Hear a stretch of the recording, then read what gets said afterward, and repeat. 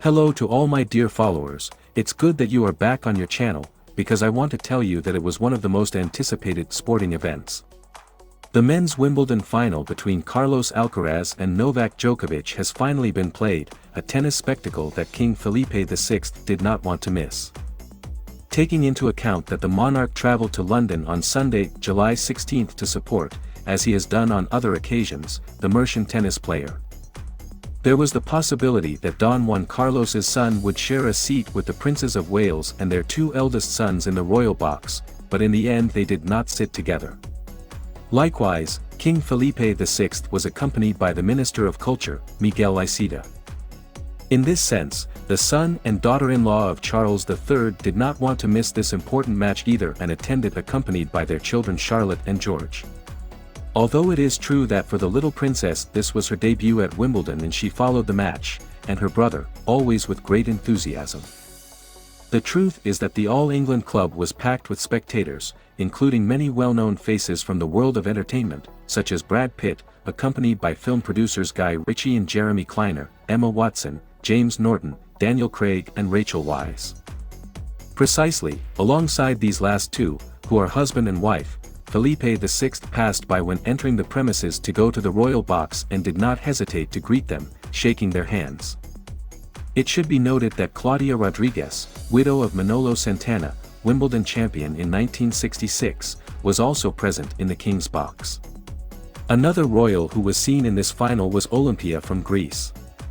She is the model, partner of Prince Constantine of Greece. She attended with her sister-in-law, Poppy de Delving. Moments of the meeting, the father of Princess Leonor and Infanta Sofia followed each play with attention and nerves. The nervousness and tension on the court was palpable, since Djokovic began by prevailing against Alcaraz in the game, something that kept the monarch and the rest of the spectators very expectant. It didn't take long for the Spanish tennis player to come back and finally the match was very close. Even though, only one could win and that was Carlos Alcaraz, who won his first Wimbledon to the euphoria of the Spanish monarch. Then the Princess of Wales and her family did not hesitate to approach Philip VI's seat to congratulate him on his compatriot's victory. But in the Wimbledon final it is said that the main protagonists were not precisely the tennis players but Philip VI and Prince William with his wife Kate Middleton, who were approached by reporters when leaving the court and they refused to give up.